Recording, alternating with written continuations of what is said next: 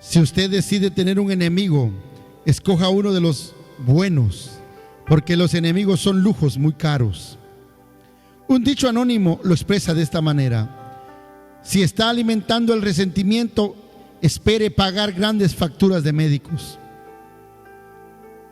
Buena parte del precio se paga a plazos, al tiempo que su resentimiento le va robando la paz y el poder y hace de usted un desdichado. No siempre puede evitar tener un enemigo, pero sí puede evitar ser usted un enemigo. Cada vez que leo el Salmo 18, nos relata el escritor, quedo impresionado por la manera en la que se describe la enemistad de Saúl contra David. Saúl tuvo a David como un enemigo, pero David no consideró a Saúl como un enemigo. David no podía frenar a Saúl de hacer las necedades que hizo, pero sí podía controlar su respuesta a las mismas. Si usted tiene un enemigo que le está carcomiendo el corazón, es debido probablemente a que ha elegido tener ese enemigo. Tremenda enseñanza para este día que usted y yo estamos disfrutando. No somos responsables por la manera en la que otros nos tratan, pero sí somos responsables por la manera en la que respondemos.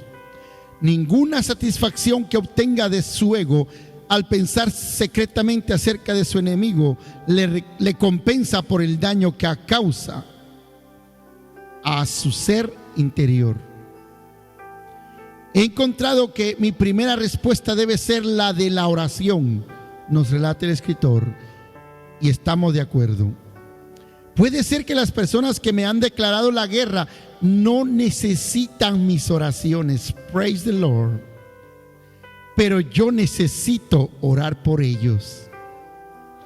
Cristo Jesús nos enseñó a amar a nuestros enemigos, a bendecirlos, hacerles el bien y orar por ellos, allá en Mateo 5:44. Este es un remedio seguro para proteger el corazón del peligro de quedar envenenado por los resentimientos. Está bien, dice usted, voy a orar por ellos, pero lo haré usando una de las inspiradas oraciones de los salmos, de forma que encuentra uno de los salmos imprecatorios.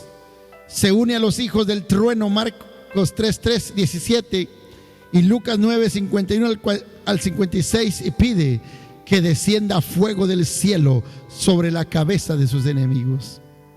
Pero esa no es exactamente la clase de oración de la que habla Cristo Jesús en el Sermón del Monte. Necesitamos orar ante todo por nosotros mismos para que no nos convirtamos en personas amargadas que buscan vengarse. Luego podemos orar por nuestros enemigos pidiendo que Dios les bendiga y conceda discernimiento espiritual para ver su propia necesidad de volverse a Él buscando ayuda. Podemos orar por las oportunidades para hacerles bien y mostrar así el Espíritu de Cristo. También necesitamos orar para no desacreditarlos delante de otros, sino más bien decir algo bueno acerca de ellos o no decir nada. Porque las aves del cielo llevarán la voz y las que tienen alas harán saber la palabra. Eclesiastés 10:20. Debe tener en mente por qué Satanás quiere que tenga enemigos. Si usted responde a sus enemigos en forma indebida, Satanás consigue entrar a su vida.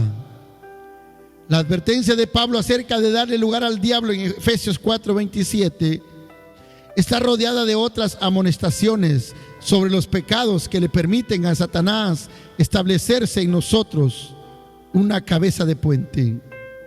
La mentira, el enojo injusto, las conversaciones obscenas, la malicia, el espíritu vengativo, para mencionar unas pocas. Mientras tanto, que los enemigos están en el exterior, estamos a salvo. Pero cuando dejamos que entren en nuestro ser, nos metemos en serias dificultades. Cuando Satanás ve que el enemigo no se abre camino en su corazón,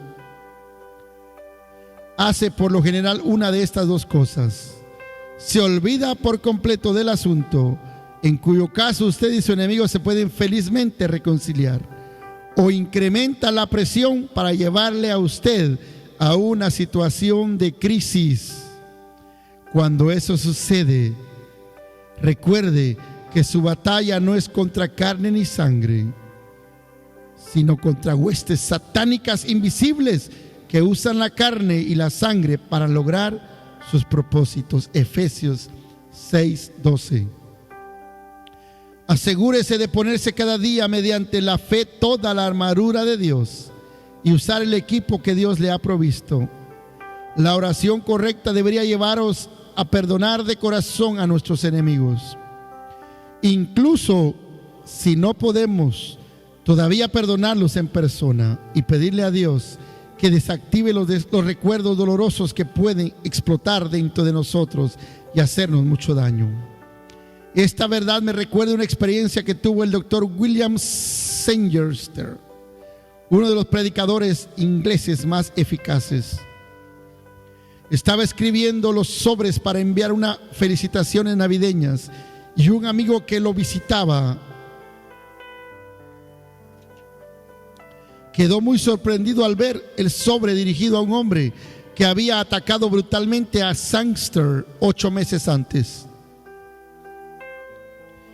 ¿Vas a enviar esta felicitación a ese hombre?, preguntó. ¿Por qué no?, respondió Sangster. Pero es que no te recuerdas lo que te hizo hace unos meses. Sangster le recordaba lo que aquel hombre había hecho, pero también recordaba que en aquel momento había decidido eliminar aquel asunto de su mente y corazón. Esa es una de las cosas que me acordaré de olvidar, respondió, y cumplió lo que dijo. Cuando los cristianos olvidamos algo, eso no quiere decir que sencillamente lo arrancaremos de la mente, porque a veces eso es muy difícil de hacer. El sentido bíblico de olvidar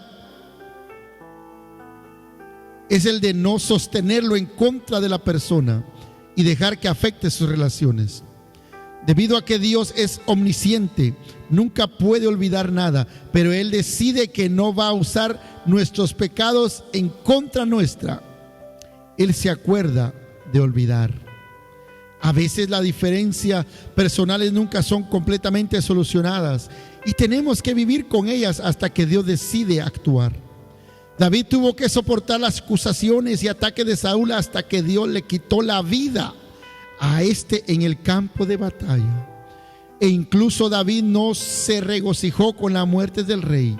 Por el contrario, dirigió a la nación en el lamento por la muerte de Saúl y Jonatán. Las páginas de la biografía cristiana están manchadas con lágrimas de los líderes cristianos quienes por una u otra razón fueron atacados de forma injustificada por personas que deberían haber sido sus amigos y no sus enemigos. Muchos líderes y obreros cristianos desconocidos que han ministrado en iglesias y ministerios en todo el mundo han sufrido de la misma manera. Ya es suficiente duro de por sí soportar los ataques de las personas del mundo, pero cuando los hijos de Dios lo hacen con amor cristiano, las heridas son mucho más profundas. En mi primera defensa, ninguno estuvo a mi lado, le escribe Pablo a Timoteo desde la prisión, sino que todos me desampararon, no les sea tomado en cuenta. Y Cristo oró estando en la cruz: Padre, perdónalos porque no saben lo que hacen. Ralph Waldo Emerson cita en su libro La conducta de la vida